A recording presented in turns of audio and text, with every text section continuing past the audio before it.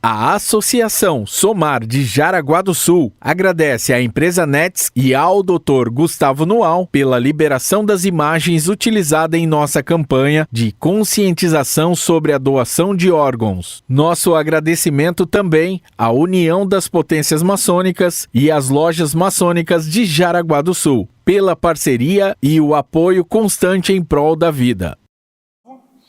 Eu sou cirurgião, eu sou natural de Santa Maria, do Rio Grande do Sul. Sou formado pela Federal de Santa Maria lá em 2002. Como toda pessoa tem um defeito, eu sou gremista, não me atirem pedras por causa disso. E eu sou cirurgião do Serviço de Transplante do Hospital São José, aqui em Jaraguá do Sul. Tá? O Hospital São José ele tem um serviço de transplante que está credenciado desde 2017. Nós somos credenciados para transplante de fígado. E por que a gente recebeu esse credenciamento? Porque durante muito tempo nós fomos o hospital do estado que teve a maior taxa de doação do estado. Tá? Então, dos pacientes que aconteceu alguma coisa, que eles acabaram desenvolvendo uma situação que a gente chama de morte cefálica, durante muito tempo a gente foi o estado que mais teve essa taxa de doação. Sou cirurgião do Centro Digestivo também de transplantes lá de Curitiba, tá? Sou cirurgião associado lá com eles, então nós somos uma rede de profissionais. Eu fico centralizado aqui em Jaraguá do Sul, mas outra parte da equipe fica centralizada em Curitiba, então são 2 centros de transplantes que são vinculados. E eu sou preceptor da residência de cirurgia aqui do Hospital São José de Jaraguá do Sul também. Então eu sou cirurgião e sou professor de outros cirurgiões. Imagine uma situação hipotética, onde vocês teriam um motorista disponível 24 horas por dia.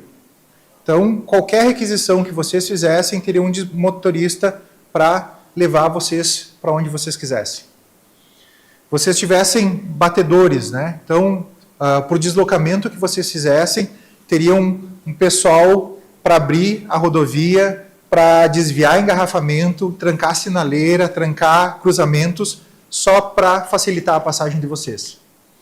Imaginem que vocês tivessem uma rede de aeronaves disponíveis. Preciso de um helicóptero, preciso de um avião, teriam esses equipamentos, essas aeronaves disponíveis. Imaginem só vocês terem a capacidade de ter prioridade do embarque em qualquer lugar. Então, às vezes, o aeroporto, o avião está para partir, mas porque vocês não chegaram, o avião fica esperando na pista até a chegada de vocês. Imaginem só que qualquer lugar que vocês chegassem, vocês fossem tratados como celebridade. Né? Todo mundo fica esperando a chegada de vocês. Isso infla o ego, né? Se vocês imaginarem assim, tem um motorista, tem um avião, tem o pessoal, segurança, onde eu chego, o pessoal me trata como a melhor pessoa do mundo. Vocês dão uma inflada no ego, vocês se sentem imponentes. Por muito tempo eu me senti o super-homem. Obviamente não esse super-homem, né? Esse super-homem aqui, porque como eu sou mais velho, para mim esse é o super-homem que vale. Quem é mais antigo sabe que é verdade, né? Esse super-homem é o super-homem que era o super-homem de verdade. Até o momento que eu percebi que isso não acontecia por minha causa. O avião não estava disponível porque era o Gustavo. O carro, o motorista, não estava disponível porque era o Gustavo. Tudo isso acontecia por causa de um sentido. Por causa disso aqui. O que é isso aqui? Isso aqui é um órgão que vai ajudar a salvar a vida de uma pessoa. Isso aqui é um fígado que uma pessoa doou para ajudar a salvar a vida de outra pessoa. Doou para quem? Não se sabe. Não se sabe em que sentido. A pessoa que doou, não doou porque ela queria ajudar determinada pessoa. Ela doou pelo simples fato de achar honroso, de achar nobre, de achar válido ajudar uma pessoa que ela não sabe quem é. Então não foi uma doação específica, não foi uma doação direcionada. Foi uma doação pelo simples e nobre ato de doar para outra pessoa sem saber quem seja. Por que eu vim falar com vocês sobre isso? Porque doação é uma situação onde um paciente tem uma ocorrência de saúde muito específica, quando o cérebro para de funcionar e o restante do corpo está funcionando 100%. Então, existem ocorrências de saúde onde o cérebro morre e o corpo continua funcionando de forma 100% normal. No país, as principais causas de morte encefálica que a gente chama é um AVC, né, um acidente vascular cerebral, uma isquemia, um derrame, como a gente chamava antigamente, né, as pessoas costumam chamar ainda assim. E em pacientes jovens, a principal causa é trauma, acidente. Então, se um paciente sofre uma lesão onde o cérebro deixa de receber oxigênio, o cérebro deixa de receber sangue, o cérebro morre. Só que o restante do corpo não tem lesão nenhuma. O restante do corpo está funcionando 100%. Coração está batendo, pulmão está oxigenando, fígado está fazendo o seu metabolismo, o rim está produzindo urina, o intestino está absorvendo os nutrientes. Todo o corpo está funcionando numa forma normal, com exceção do cérebro, que ele morreu. Nessa situação específica, a gente chama de morte encefálica, e é somente nessa situação específica que uma pessoa pode ser doadora. Se o paciente sofreu uma infecção, se o paciente tem um câncer, se o paciente tem uma doença infecto-contagiosa, se o paciente tiver uma pneumonia, por exemplo, ele não pode ser doador de órgão. Só pode ser doador de órgão quando, nessa situação muito específica, o cérebro parou de funcionar e o restante do corpo está funcionando 100% normal. Então, a doação de órgãos é quando a gente tira o órgão de uma pessoa e esse órgão está plenamente funcionante, de uma pessoa que o cérebro parou de funcionar numa situação que a gente chama de morte cefálica. O objetivo desse procedimento é devolver a qualidade de vida, devolver as funções normais de saúde para uma pessoa que já não tem outra opção de tratamento a não ser um transplante. Se uma pessoa tem diabetes, usa insulina, usa remédio para diabetes. Se uma pessoa tem pressão alta, toma antihipertensivo. Se o paciente tem uma convulsão, por exemplo, toma remédio para epilepsia. Mas quando tem uma situação de saúde, onde o rim não funciona mais por causa do remédio, coração, o remédio já não ajuda mais. Então está numa situação extrema de vida, quando a única possibilidade para a restituição de saúde desse paciente, para que a qualidade de vida do paciente volte, para que o paciente consiga ter uma vida relativamente saudável, é tirar aquele órgão doente e colocar um órgão sadio no lugar. Então tem pessoas onde o fígado está funcionando bem, rim está funcionando bem, pulmão está funcionando bem, mas o coração não funciona. Dá remédio, o remédio não ajuda mais. Vai fazer o quê? Não tem outra coisa a ser feita a não ser um transplante. Ou para aquele paciente que teve uma doença onde os rins pararam de funcionar. Fica lá 3 vezes por semana, 4 horas por dia, na máquina fazendo diálise. E passa anos e anos e anos fazendo isso. Como é que tu vai garantir que aquela pessoa tenha uma qualidade de vida melhor? Que ela consiga, sei lá, acompanhar o crescimento dos filhos, voltar a trabalhar, ter uma saúde melhor do que está tendo? É trocar aquele órgão, colocar um órgão sadio no lugar. Isso a gente chama, então, de transplante de órgãos. Todo esse processo, onde alguém teve uma doença que fez com que o cérebro parasse de funcionar, mas o restante dos órgãos está funcionando, e essa pessoa doou o órgão para outra pessoa, e foi feita uma cirurgia para retirar o órgão doente e colocar o órgão sadio, a gente chama esse processo o processo de transplante. O nosso país, por mais, das coisas que a gente sabe que acontece, ele é o país que tem o maior programa de financiamento público de transplante. Até em torno de 2023, em cerca de 96% dos transplantes no país era o SUS que financiava. De 2023 para cá, isso diminuiu um pouco. Por quê? Porque antigamente os planos de saúde não pagavam transplante nenhum. De 2023 para cá, os planos de saúde podem financiar os transplantes também. Então, até 2023, era só o SUS que pagava. Basicamente, era só o SUS que pagava transplante. E a partir de 2023, os planos de saúde podem transplantar também.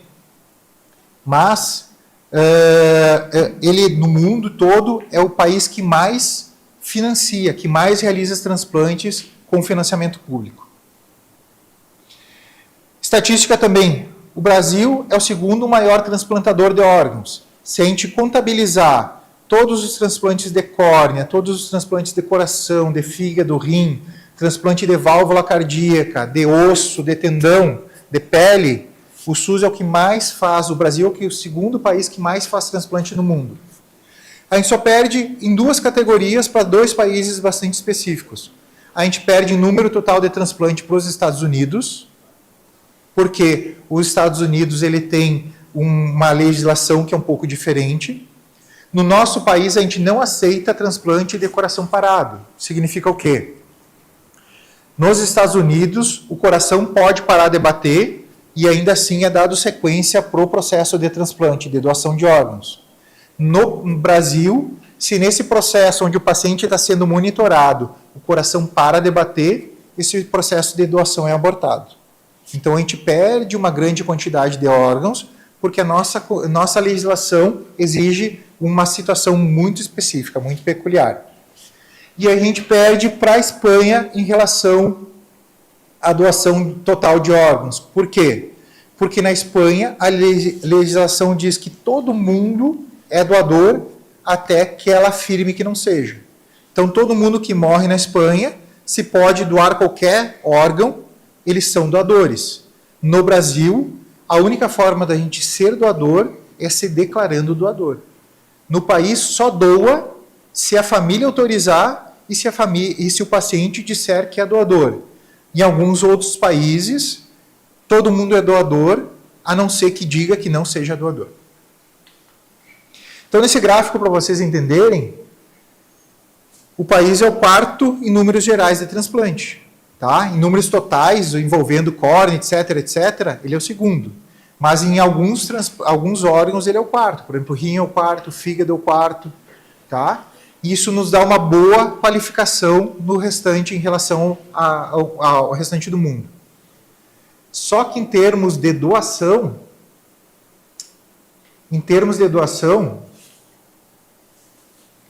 tentem achar o Brasil aí.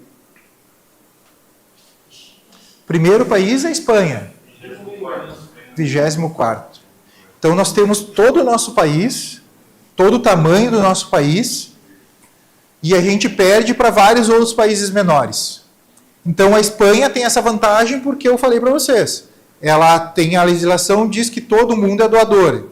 Estados Unidos aceita doação de coração parado. Então, são os dois países aqui na frente, olha só, Espanha e Estados Unidos, eles ganham de todo mundo. Nós somos o 24º. Então, significa que a cada 1 milhão de habitantes no Brasil, ocorrem em torno de 18 doações. Isso é muito abaixo do considerado ideal, que é pelo menos 30 doações a cada 1 milhão de habitantes. Significa o quê? Que a gente tem um déficit, que a gente tem uma defasagem do número que a gente precisa doar para o número que a gente consegue de doações. Comparativo com o restante do país, nós ainda estamos, que eu digo, região sul, estamos ainda numa situação confortável. Se a gente for observar, né, nós temos aqui, em torno de quase 34 doações por 1 milhão de habitantes, que nos joga na estatística do país como a principal região que doa em números de doações. Só para vocês fazerem um comparativo, olha só, região sudeste, que envolve estados populosos, Minas Gerais, São Paulo, né, que tem muitas pessoas. Eles fizeram, no ano de 2024, quase 1.900 doações. Então, toda a região sudeste fizeram em torno de 1.900 doações. Rio Grande do Sul, Paraná e Santa Catarina, que são estados muito menores em termos populacionais, fizemos ali mais de 1.000 doações. Então, quer dizer que em números absolutos, né, a gente tem quase o dobro de doações proporcionalmente em relação ao restante do país. Nós somos a região onde tem o maior número de doações, mas mesmo assim, muito menos do que realmente precisaria. Olha só, Paraná faz 42 doações por 1 milhão de habitantes. Santa Catarina quase 40. E a gente fica brigando diretamente todos os anos, anos após anos, com o Paraná. Depois os outros estados entram, mas sempre também com uma quantidade de doação muito menos que nós, muito menos que o Paraná. O Paraná é o estado, por muitos anos, eu não me lembro quanto, mas pelo menos há mais de 10 anos, que é o estado que mais doa no país. É o estado que tem maior quantidade de doações por número de habitantes, proporcionalmente pelo número de habitantes. E por que é importante a gente ficar falando dessa coisa de doação, de número, etc.? Porque apesar de a gente ter, né, quase 34 doações por milhão de habitantes, a gente ainda tem 47 mil pessoas aguardando um órgão. Isso é dado aqui do dia 12 de setembro, isso é dado de sexta-feira. Isso é um painel que é atualizado diariamente. Aqui a gente consegue colocar quantas pessoas tem na fila, seja homem, seja mulher, e quantos órgãos a gente tem, quantas pessoas a gente tem esperando doação. Isso é só órgão sólido. Só órgão rim, pâncreas, fígado, sem entrar, por exemplo, córnea. Se colocar a córnea nessa estatística, vai para quase 70 mil pacientes. Então a gente tem quase o dobro de Pomerode de pessoas esperando um órgão, e tem 30% mais de pessoas, né, tem 47 mil pessoas esperando um coração, esperando um pulmão, esperando um fígado, esperando um rim no país. Atualmente, até metade do ano, foram feitas mais de 8 mil transplantes. Tá? Então, se for contabilizados, tirando córnea, né, sempre tirando córnea, porque córnea sempre tem um bom volume. Mas a gente fez já quase 8 mil transplantes nesse ano. E mesmo assim, ainda tem 47 mil pessoas esperando na fila. Para vocês entenderem, todo ano de 2024, isso é dado compilado pela Associação Brasileira de Transplantes, eles fazem a cada trimestre, eles lançam, né, suas estatísticas, dizendo, foi feito tanto de transplante, tantas pessoas morreram na fila, tantas pessoas foram transplantadas. E o ano inteiro de 2024 mostra que entre a necessidade, que é o gráfico azul, e o realizado, que é o vermelho, sempre tem uma falha. Então, para vocês terem uma ideia, lá, 2024, eram necessários mais de 5 mil transplantes e não foi feito nem a metade desse número de transplantes. Coração, 1.700 transplantes, foram feitos um quarto desse transplante. Pulmão, 1.700 também, foram realizados nem 5% disso aí. Então, ano após ano, a gente tem mais e mais pacientes precisando de um transplante, só que o número de doadores não tem acompanhado. Se a gente for pensar qual é o principal motivo das pessoas negarem a doação, sempre cai na questão da família autorizar. Então, no estado de Santa Catarina, do ano de 2024, a gente teve em torno de 750 possibilidades de doação, mas em torno de 30%, 32% dessas pessoas que podiam doar não ocorreram doação porque simplesmente a família disse, a gente não aceita. A gente não concorda com a doação. Não foi por causa de problema de saúde, não foi por gravidade de doença, não foi porque o paciente tinha uma doença grave que impossibilitaria essa doação. Foi simplesmente por a família, quando foi solicitado, o familiar de vocês teve uma doença grave, o cérebro parou de funcionar, o paciente morreu, mas tem a possibilidade de que ocorra a doação, tem a possibilidade de que esse órgão, em vez de, ser cremado, ser enterrado, a gente consiga ajudar a salvar a vida de várias pessoas. A gente consegue qualquer uma pessoa, pode doar até 8 órgãos. Então, uma pessoa ajuda a salvar 8 vidas. Então, essa pessoa que morreu, podia ajudar 8 pessoas. Vocês concordam? Não, a gente não concorda. Tá? Então, a principal causa de não doação é a negativa da família. Por isso que eu vim aqui conversar com vocês. Então, hoje de noite, quando vocês estiverem em casa, depois da janta, né, esperem jantar para não dar um susto em ninguém, mas conversem, eu tive ouvindo uma conversa lá no trabalho hoje, né, de que para eu poder doar meus órgãos, eu tenho que me declarar doador e vocês, familiares, né, pai, mãe, esposa, filhos, no momento da doação, quem tem que autorizar são vocês. E eu estou aqui, a partir desse momento, me declarando doador. Acho que é uma coisa justa, que é válido, que é importante, que vai ajudar a salvar outras pessoas. Então, a partir desse momento, eu estou me declarando doador. Se no momento que vocês tiverem qualquer problema, vierem a ter uma morte encefálica, quem vai autorizar essa doação ou não é a família. E atualmente, em torno de 30% das doações não acontecem porque a família diz não.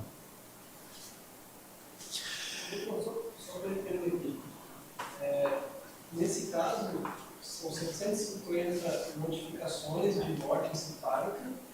Perguntam para a família no momento após, né? Após o diagnóstico. Não vai viver mais. Daqui para frente é só o cemitério.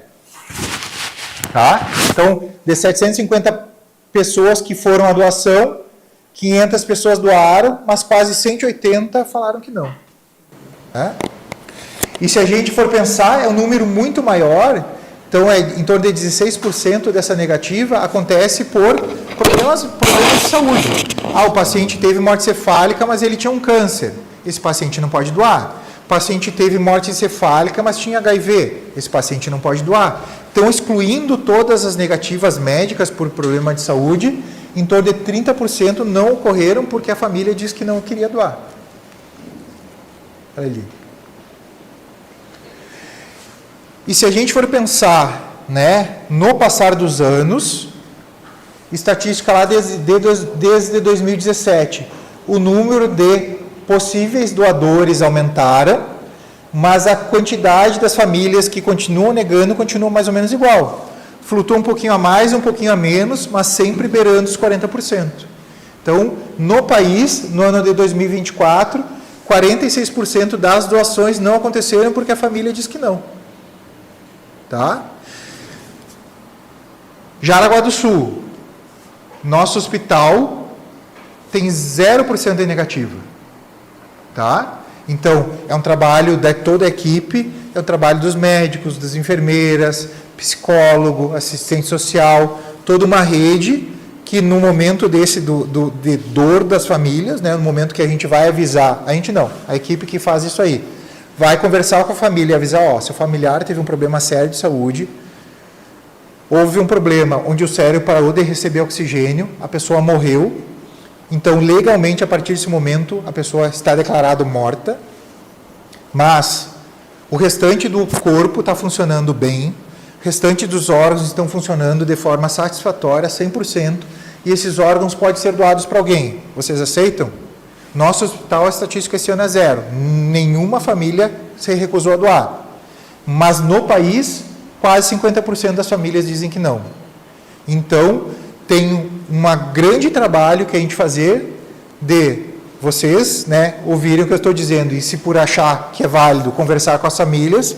E também, no momento que estiverem falando com os amigos, um amigo falar qualquer bobagem em relação a isso, também vocês puderem falar, dar a opinião de vocês em relação à segurança do processo de transplante. Tá? Então, 46% das pessoas negam esse transplante. Se a gente fizer uma estatística nos últimos 10 anos, a gente acompanha que o número de potenciais doadores por milhão aumentou de 46 pessoas para 67. Então, significa o quê? Que as pessoas, a quantidade de pessoas que podem doar aumentaram. Significa o quê? Treinamento de profissionais, qualificação da equipe, melhora da estrutura hospitalar, melhora da estrutura diagnóstica. Então, toda a rede melhorou a assistência ao paciente. Então, a quantidade de pessoas aumentou, o número de potenciais doadores, mas o número de doadores efetivos, que é o azul, não aumentou. Lá, 2013, 46 pessoas por milhão puderam doar e 13 doaram. 2023, 67 pessoas por milhão podiam doar, então esse número aumentou cerca de 50%, mas o total passou para 19%. Então não deu, sei lá, 5%, 7%. Então o número de potenciais doadores tem aumentado, mas o número de doadores de verdade não tem acompanhado essa melhora. Motivos da negativa. Por que vocês acham que são as principais causas que as famílias dizem não? Então a família diz que não quer. Depois elas, muitas vezes, a maior parte expressa o motivo. Não é obrigatório dizer porque não quer, mas elas costumam dizer. O que vocês acham que costuma ser? Geralmente é motivo de religião ou até de informações falsas a respeito. São dois motivos bastante comuns. Doutor, só repete o que ele falou para o pessoal da transmissão. Ah, tá. O colega falou que ele, né, na opinião dele, dois motivos principais é questões religiosas e desinformação em relação à morte cefálica. Tá? Dois dados bastante importantes. Mas vamos lá. Realmente, desconhecimento sobre morte cefálica. Sobre o que é morte cefálica? Imaginem só vocês. Não sei se vocês já tiveram algum paciente, algum familiar que teve na UTI. Já? Então imagina só, você chegar na UTI e ver um paciente que está com o coração batendo, a pressão do paciente está boa, batimento cardíaco está bom, o intestino está funcionando, né? Vocês olham a bolsinha ali do xixi e está produzindo urina, o paciente está quentinho, está rosadinho, está corado, e aquele paciente está morto.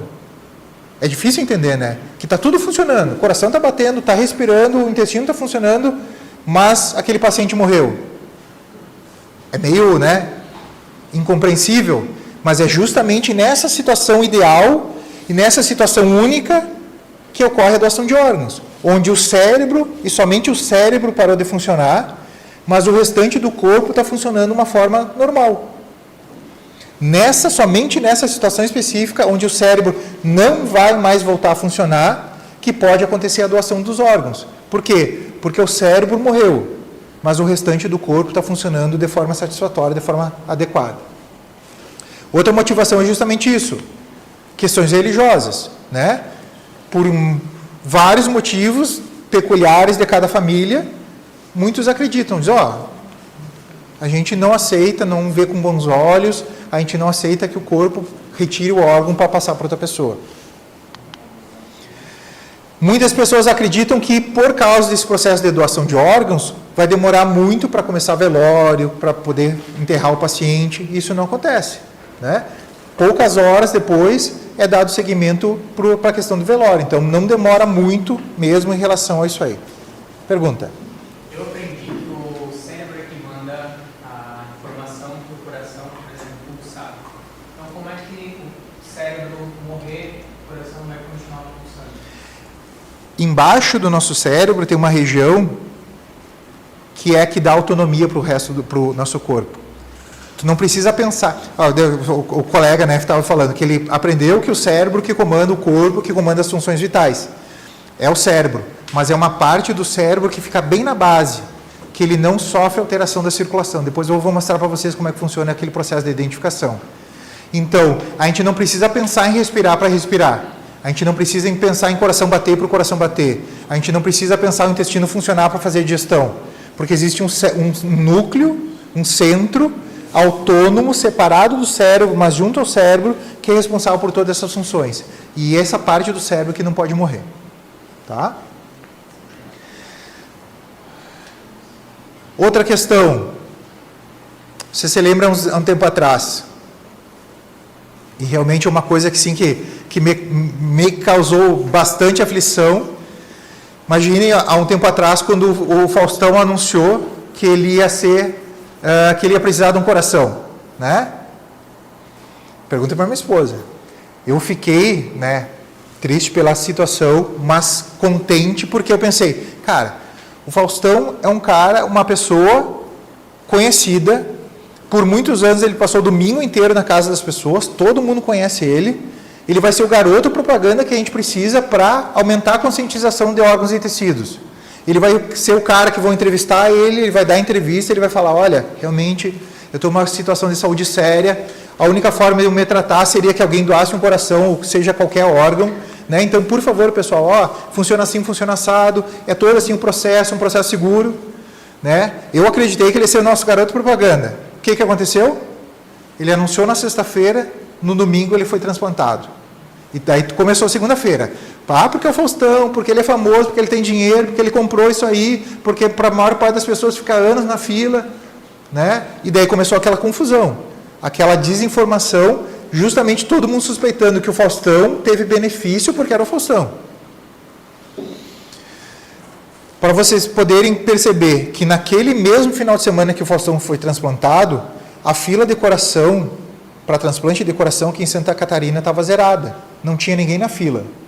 Então, se tivesse naquele final de semana uma doação de coração, podia ir para o Faustão.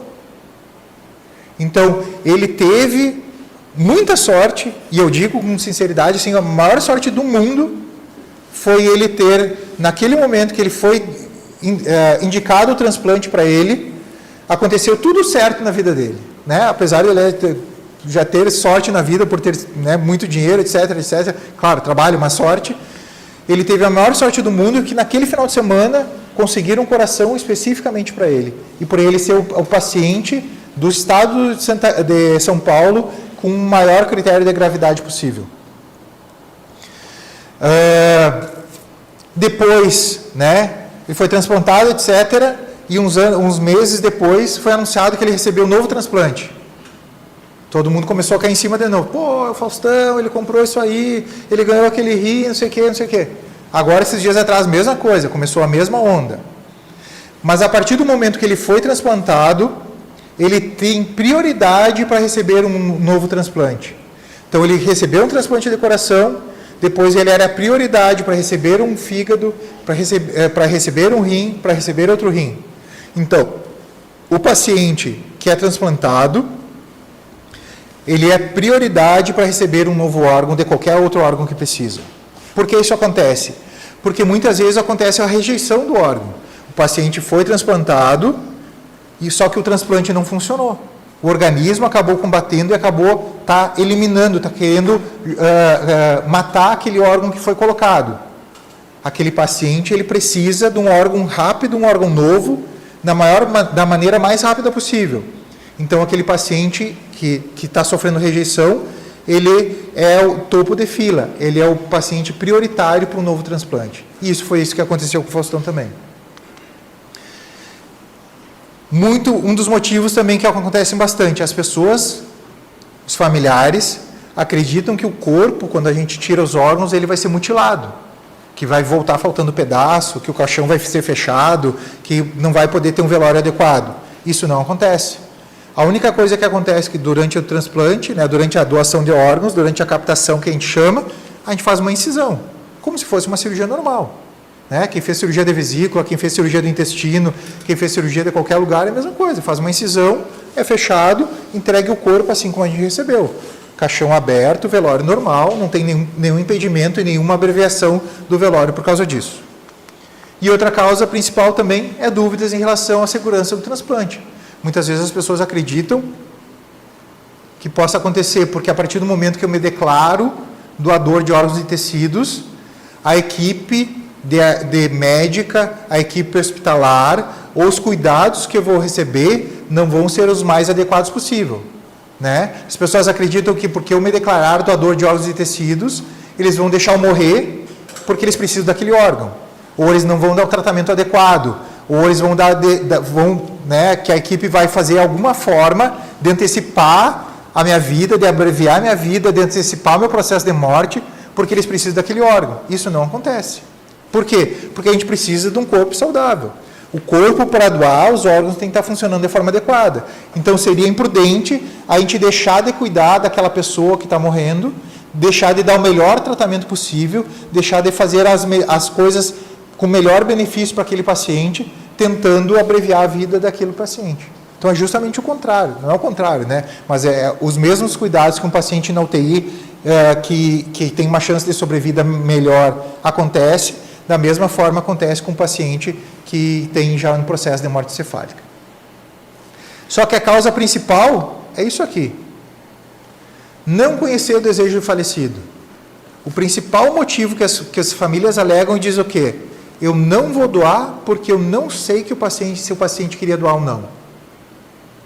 Por esse é o motivo da gente estar conversando, e esse é o motivo que hoje de noite, depois da janta, vocês vão falar com a família de vocês se vocês querem ser doadoras ou não.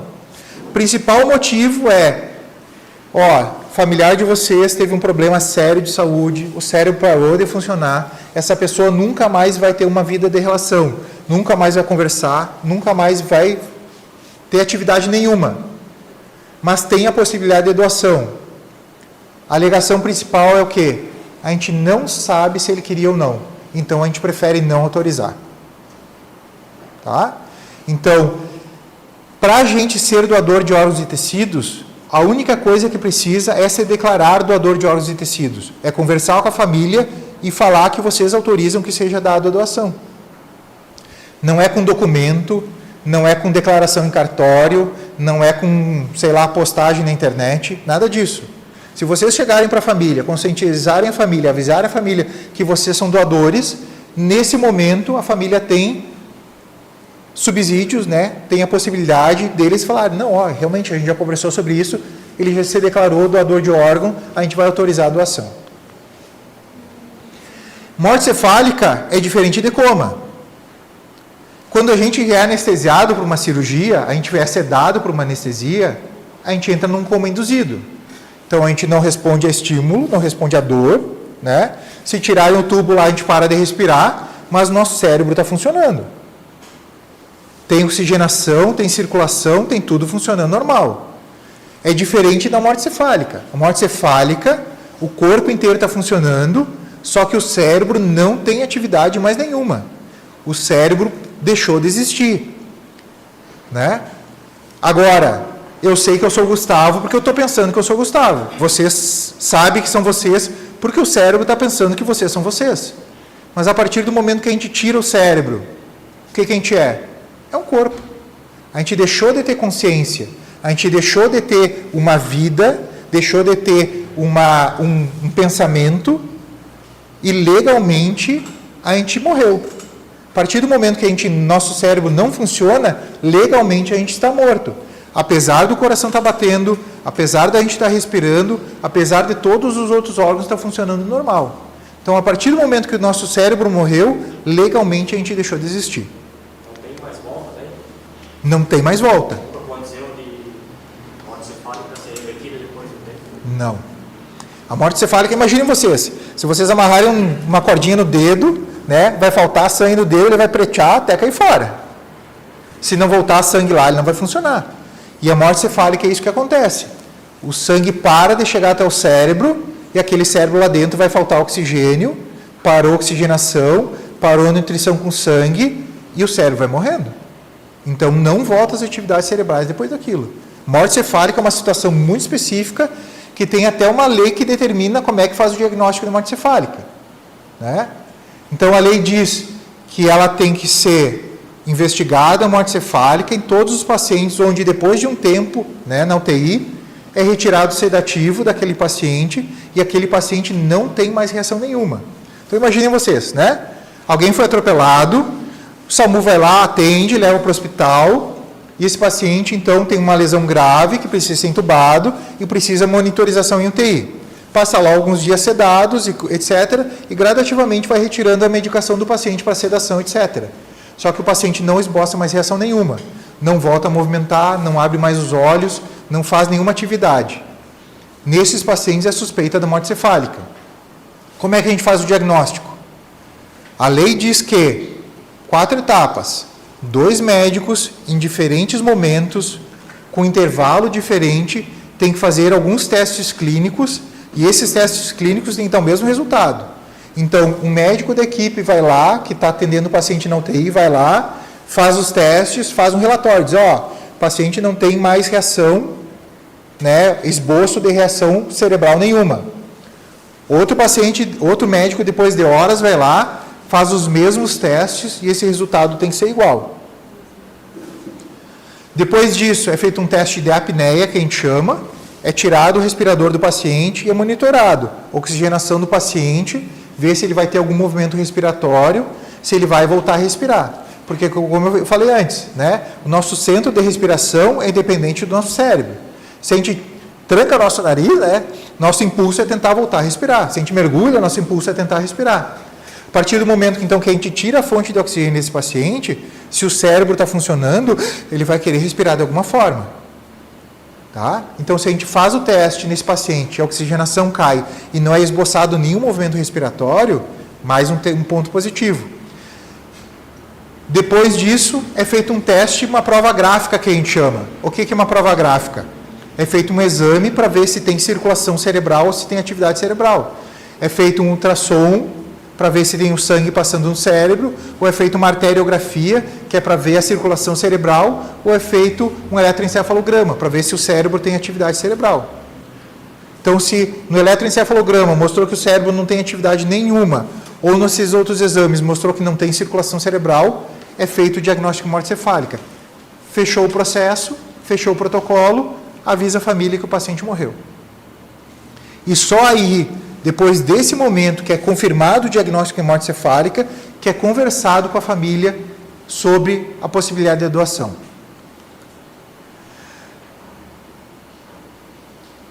O que é isso? É um documento que mostra que eu não sei de onde é que um órgão vem. Procurem aí se diz onde é que é o hospital que esse paciente teve morte cefálica. Então, esse é um documento de oferta de órgão que vem para mim. O que fala lá? Doador, umas iniciais. Quem que é MP?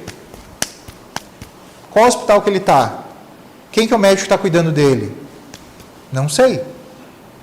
Pode vir de Chapecó, pode vir de Mafra, pode vir de Joinville, pode estar em qualquer UTI do estado. Eu não sei de onde é que esse paciente vem. Eu sei simplesmente um número. Aquele número ali, então, a equipe que está acompanhando esse paciente, ele cadastra no sistema do Serviço Estadual de Transplantes, cadastra aquele código e coloca o resultado dos exames. Para mim, chega um número. Para mim não chega que é um paciente fulano de tal, que o paciente está internado em tal lugar. Então, é impossível eu solicitar um órgão para o meu paciente, ou eu direcionar um órgão no paciente para um paciente meu. É impossível, porque esses dados eles são gerenciados por uma central única.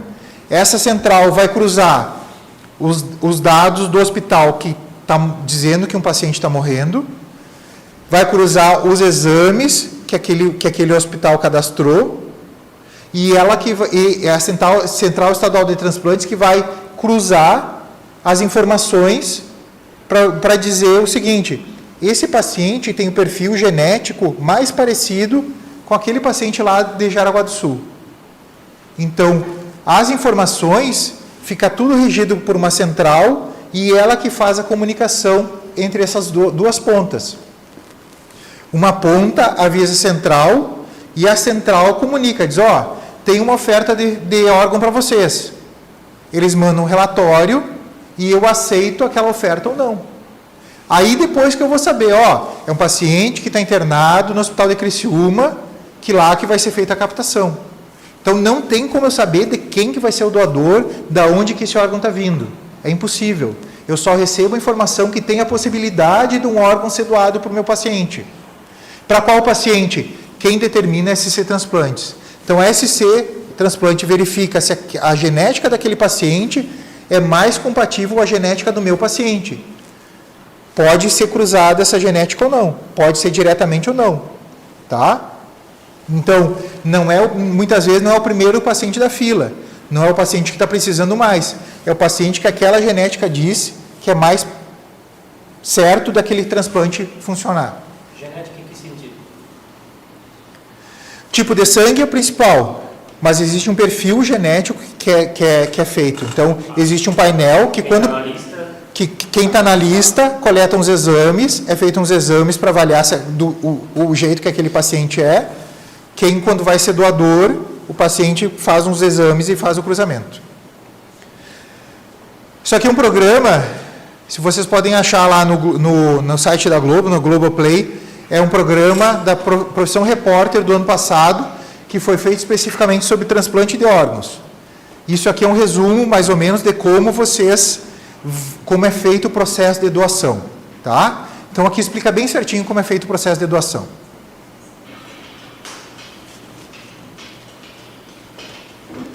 Chegamos à Santa Casa de Juiz de Fora no momento em que os médicos avaliam se uma paciente pode ser doadora de órgãos. Essa é a nossa paciente, tá? Ela já está internada um tempo conosco. A paciente tem 56 anos. Ela sofreu um acidente vascular cerebral 20 dias atrás e não recobrou mais a consciência. Os médicos identificaram sinais de morte encefálica. Ela está com batimento cardíaco? Bem, ela tem batimento cardíaco. A morte encefálica é a morte do sistema nervoso central. Então, por algum tempo, os órgãos, eles ainda têm alguma função. Continuam ativos? Isso. O protocolo de morte encefálica no Brasil é composto por 4 partes, sendo delas 2 exames clínicos, um exame ventilatório que a gente conhece como teste do Pinelli e um exame de imagem.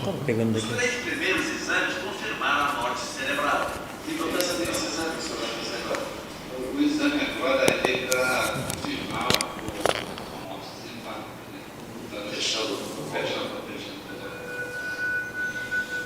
O médico injeta uma substância vermelha que vai mostrar se há circulação de sangue no cérebro da paciente. Dentro do crânio não chega nada a ser encéfalo, a circulação para aqui. Não há circulação intracraniana. Não há. Isso detém. Não tem mais vida, né?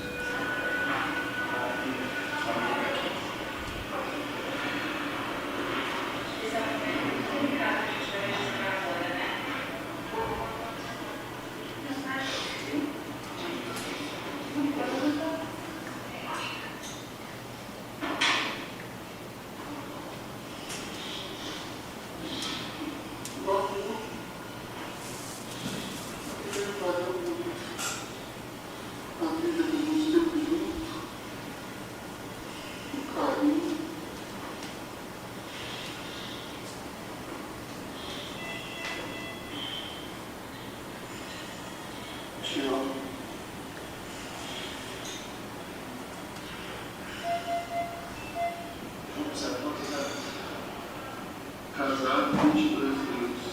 Teve antes do casamento? 36. Namoro, casamento, 36 anos.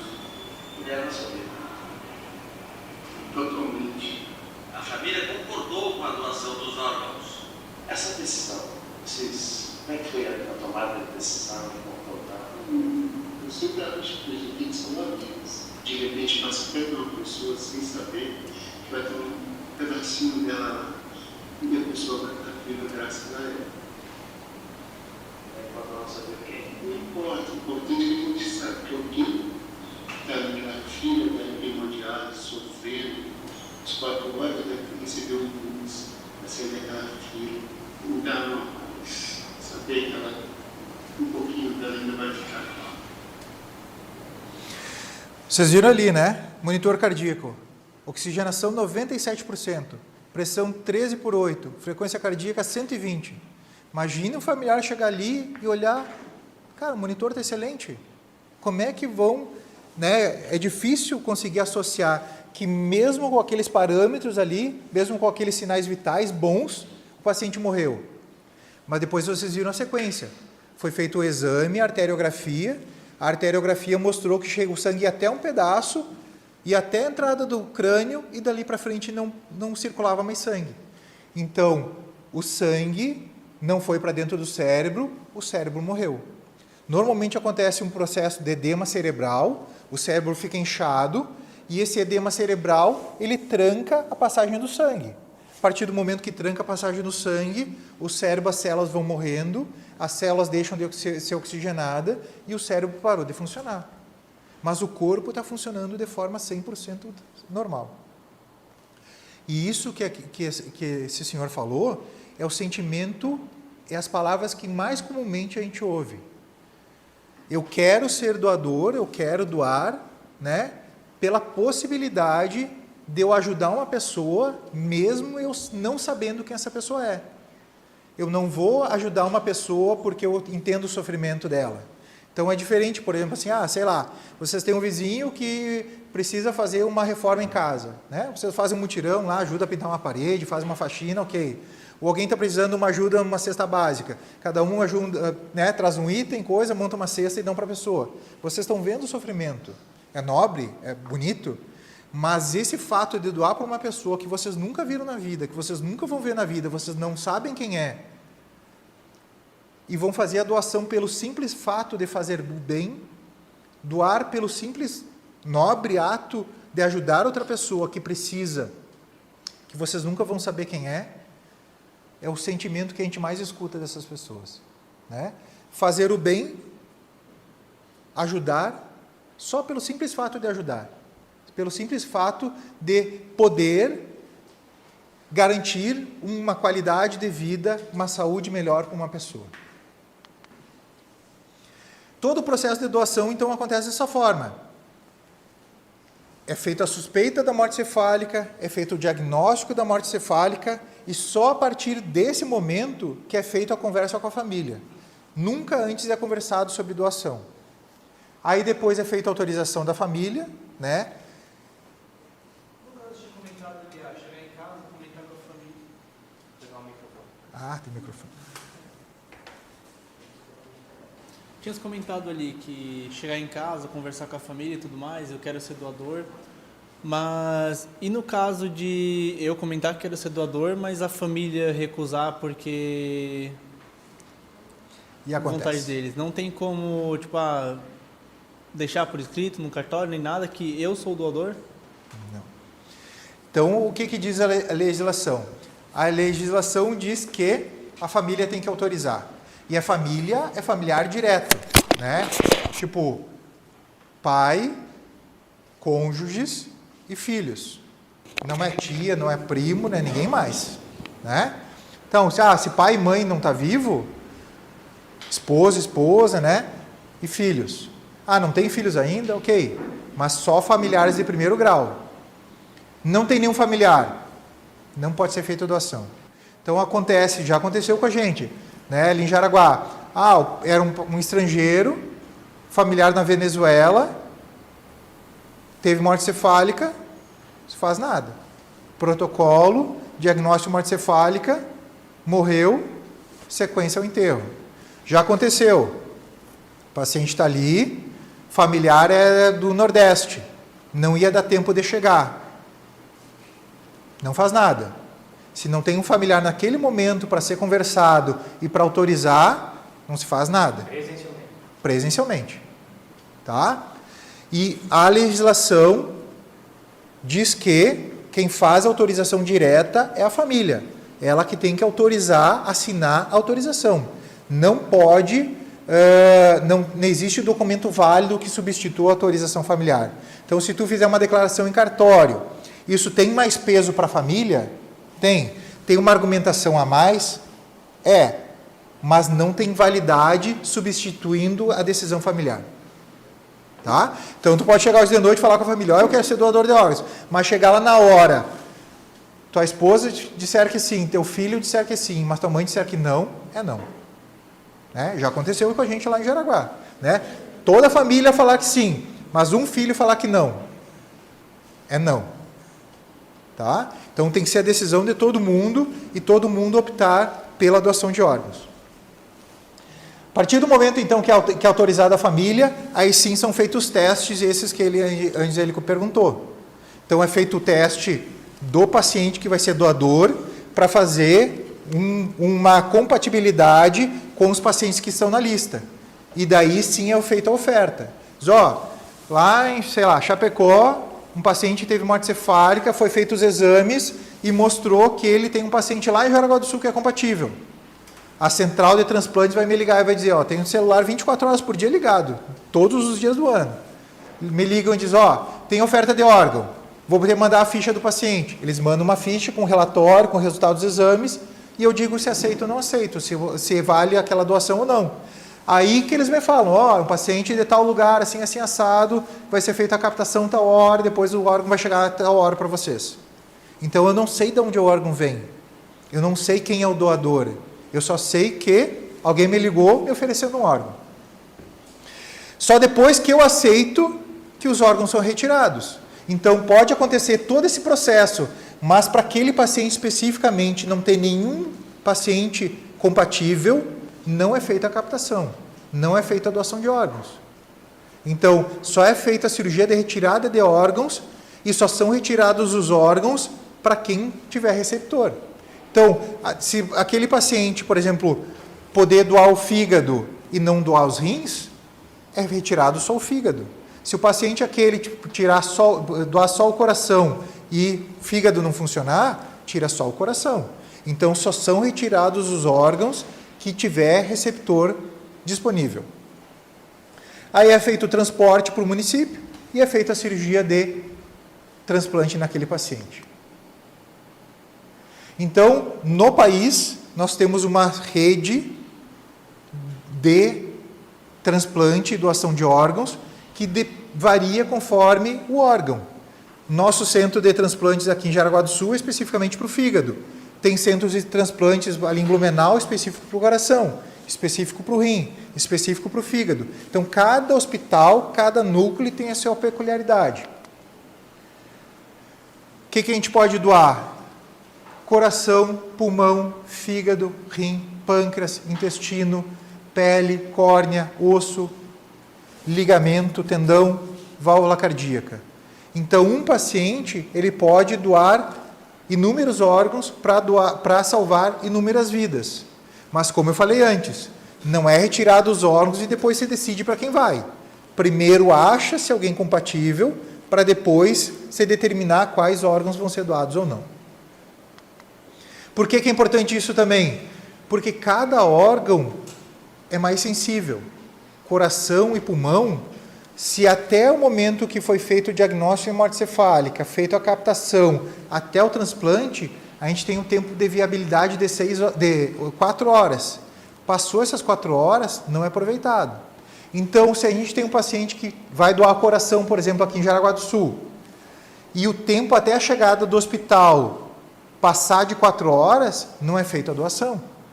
Então, tem que ser feito toda uma estrutura, que eu mostrei lá para vocês no início, rua aberta, transporte, avião, helicóptero, seja o que for, até o destino final. Se chegar, passar das 4 horas, não é feita doação. Eu, como trabalho com fígado, eu tenho um tempinho a mais, 12 horas. Mas, normalmente, aqui em Jaraguá do Sul, entre a captação até iniciar o processo de transplante do paciente, no máximo 4 horas. A gente consegue ter essa dinâmica de, em 4 horas, estar colocando o órgão de volta para o paciente que precisa. Reforço para vocês. Não sou eu que defino para quem que vai o órgão. Não sou eu que escolho qual paciente vai receber o órgão. Assim como quem doa não consegue direcionar para onde esse órgão vai. Esse órgão é regido essa estrutura é regida pelo Estado. O Estado recebe as informações de quem vai ser o doador, recebe as informações de quem vai ser o receptor e casa essas informações. Então, eu já tive pacientes que eram o 12º da lista que foram transplantados. Por quê?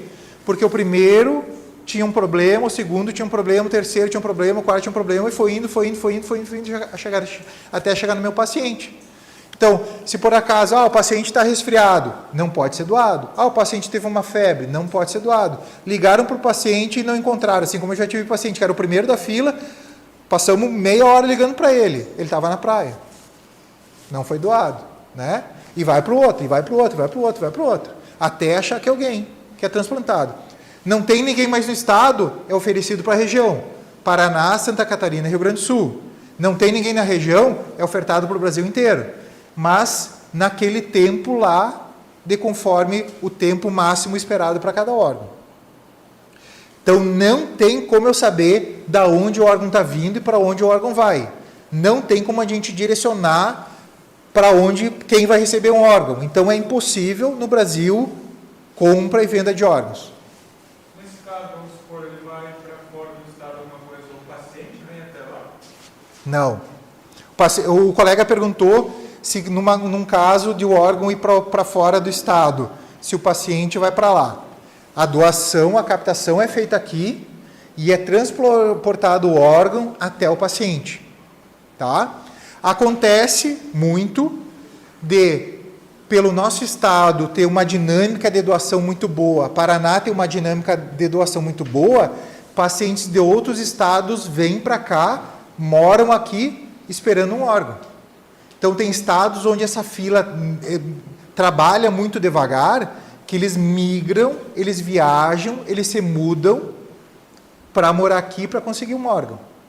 O SUS paga todo esse processo de captação, transporte e transplante. Mas ele não paga o paciente vir de outro lugar para cá. Então, se o paciente tem como se sustentar aqui no estado para fazer o transplante, ele pode vir para cá. Mas o SUS não banca isso aí. O SUS banca só esse processo do transplante. Tá? Então, eu reforço com vocês, não tem como eu direcionar um órgão para o meu paciente, assim como quem doa não tem como direcionar um órgão para outra pessoa. É tudo feito de uma forma que são só numerozinhos se cruzando conforme a necessidade de cada paciente. Por que eu vim conversar para vocês? Porque a nossa vida, né, é viver, em algum momento a gente vai morrer. Só que a gente pode renascer, renascer, renascer, renascer, renascer, renascer, renascer. Então, nossos órgãos podem ajudar outras pessoas a ganharem qualidade de vida, a restituírem a saúde, a ter uma vida adequada que eu já não vou ter mais. Porque me deu um problema sério de saúde que não vai ter mais como eu viver. É impossível. A partir daquele momento eu estou morto. Então, esse órgão vai ajudar outras pessoas a viver de forma adequada. Então, eu prefiro isso aqui. Tem gente que prefere isso aqui. Viver e morrer.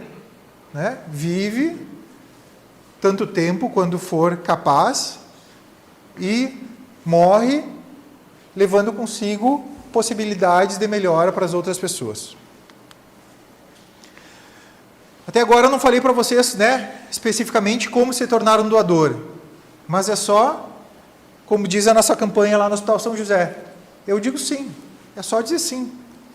Então, quando hoje de noite vocês falarem com os familiares, vocês digam, né, caso queiram, obviamente, né, não são obrigados a nada, mas caso queiram, diz, eu tive uma conversa longa lá com um cara, ouvi uma palestra e eu acho que é justo, eu acho que é válido, eu acho que é importante eu me tornar doador de órgão. Então, vocês podem, a partir dos desejos de vocês, se tornarem doadores. Tá? É uma decisão em conjunto com a família. Vocês têm que conscientizar a família. Por quê? Porque quem vai assinar o papel, no final das contas, quem vai assinar o consentimento, são os familiares de vocês. Então, se vocês desejarem, mas não comunicarem ninguém, não vai ter validade nenhuma, no final das contas. Então, por isso que é importante, conversa com os familiares de vocês relatarem esse desejo da doação. E tem que ser uma comunicação em vida. Não adianta vocês deixarem um relatório, não adianta vocês deixarem uma certificação num cartório, nada disso. Vocês têm que conversar com a família e explicar os motivos que vocês desejam se tornarem doadores. Por que também a gente foi convidado aqui, o Stanley falou comigo, me convidou para falar dessa palestra para vocês. Porque em setembro ocorre o Setembro Verde. Dia 27 de setembro é o Dia Nacional de Conscientização referente à doação de órgãos e tecidos. Tá? Então, a gente vê na mídia bastante, principalmente quem é ligado diretamente, trabalha diretamente com o transplante, né? A Associação Brasileira de Transplantes, SC Transplantes, que é órgão estadual, fazem campanhas anuais referentes a essa questão da doação. Mas, como eu mostrei para vocês antes, a gente está muito aquém, a gente precisa de muito mais doações do que realmente acontece. A gente ainda tem quase 70 mil pessoas na fila de transplante, aguardando um órgão, aguardando uma possibilidade de melhorar sua condição de saúde. E repito para vocês, não é por querer ser transplantado, é porque não existe outra solução não existe outra possibilidade de melhoria de saúde a não ser o transplante. A única forma é uma situação onde a única forma do paciente garantir uma qualidade de vida é que receba um órgão novo. Vou pular isso aqui que é meio demorado só. Mas uma frase que, né, para mim é muito sensível é isso. A doação significa olhar e ir além de si mesmo, além das necessidades individuais e abrir-se com generosidade a um bem mais amplo. Nessa perspectiva, a doação de órgãos não é apenas um ato de responsabilidade social, mas uma expressão de fraternidade universal que une a todos. Quem falou isso foi o Papa Francisco, uns 3 meses antes dele morrer. Então, eu acho que ele, sei lá, se estava pressentindo a morte, ouvindo a morte chegar, né? E ele deu essa declaração, falando que realmente não é só necessidade das pessoas, é realmente uma questão de fraternidade, de doar, de fazer o bem, pela única vontade de fazer o bem, de ajudar as pessoas pelo simples ato nobre de ajudar as outras pessoas. Se vocês quiserem saber mais sobre isso, né, site da Associação Brasileira de Transplantes, site da SC Transplantes, que é o órgão estadual, o nosso site do Hospital São José tem informações também, tá? E são informações que são informações reais, né? Não é informação de internet, não é informação de conversa, não é informação de rede social. Se alguém tem alguma dúvida em relação ao transplante, esses são os sites que a gente deve recorrer. Aqui é a informação verdadeira, aqui é a informação que vale como verdade. Isso, como eu falei para vocês hoje, também, né? Não é bater boca com um colega, não é bater boca com um amigo, mas olha, eu vi uma palestra e lá foi dito isso. O transplante funciona dessa forma, a doação funciona dessa forma. É assim que é a realidade. Desculpe o tempo tomado, desculpe que eu falo muito e às vezes falo muito rápido, mas muito obrigado pela disponibilidade de vocês estar aqui, por esse tempo que vocês tiveram aqui com a gente. Muito obrigado, né, Anete, pela disponibilidade do horário, da estrutura, da paciência. Mas hoje de noite, então, se vocês acharem tudo que eu falei para vocês aqui, tudo que eu expus para vocês, acho que é válido, conversem com suas famílias, né? E digam sim, digam que vocês querem ser doadores de órgãos e tecidos. Muito obrigado.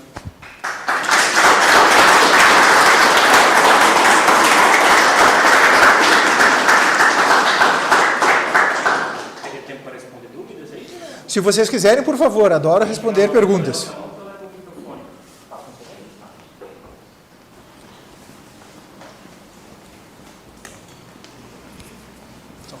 O órgão de um adulto, ele pode ser transplantado em uma criança ou não, devido ao tamanho de um corpo adulto para um corpo de uma criança? Uma das características que é levado em consideração é justamente o tamanho do órgão. Então, imaginem só, um homem com 1,90 m, 140 quilos, né, acaba falecendo. E o receptor principal é uma vozinha com 50 e poucos quilos, 1,40 m. Não cabe, tá? Então, alguns órgãos é muito levado em consideração essa capacidade de encaixar, de adaptar. Mas existe uma modalidade que a gente chama de transplante intervivos. O que é isso? Onde um familiar pode doar o órgão para um familiar. Então, pai doar para o filho, filho doar para o pai, irmãos doar entre si. E uma das modalidades que a gente faz o transplante de fígado intervivos é isso. Um pai normalmente doa um pedaço do fígado para o filho. Daí pode ser feita a doação de uma parte de um órgão, mas é muito específico. Mas há a possibilidade sim. Obrigado.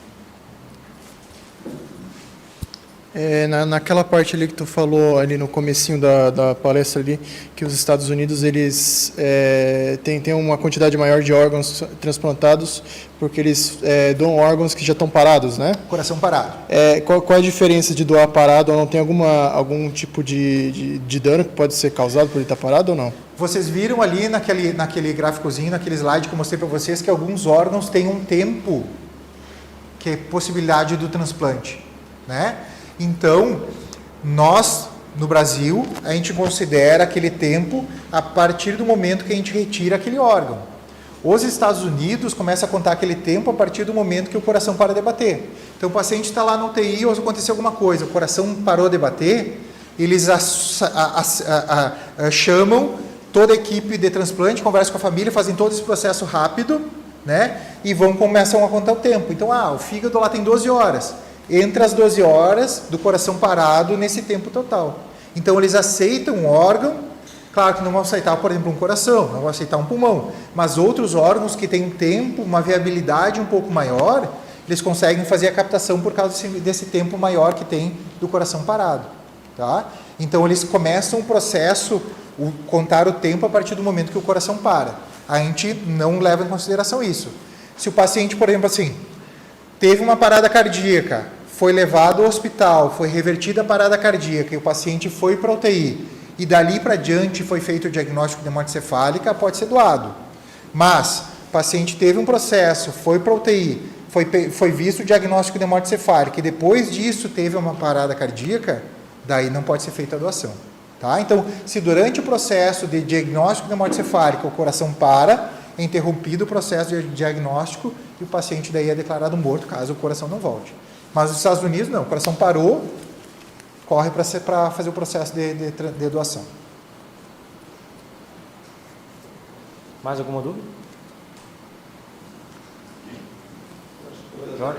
Eu queria saber um pouco melhor. Calma. O coração parou, né? Teve uma parada cardíaca. Esse coração não tem como ele num outro corpo, esse coração está saudável ou está a funcionar. Não há essa possibilidade, que nem você tinha comentado nos Estados Unidos. Lá nos Estados Unidos, o coração parou. Esse coração ele pode voltar a ser saudável? Ou pode haver sequelas? Ou seja, seria essa questão que de repente difere o Brasil de adotar uma forma e os Estados Unidos outra? É que tá, lá esses órgãos que são mais sensíveis, né, que tem um tempo, uma validade mais curta, vamos dizer assim, esses órgãos não são aproveitados, né?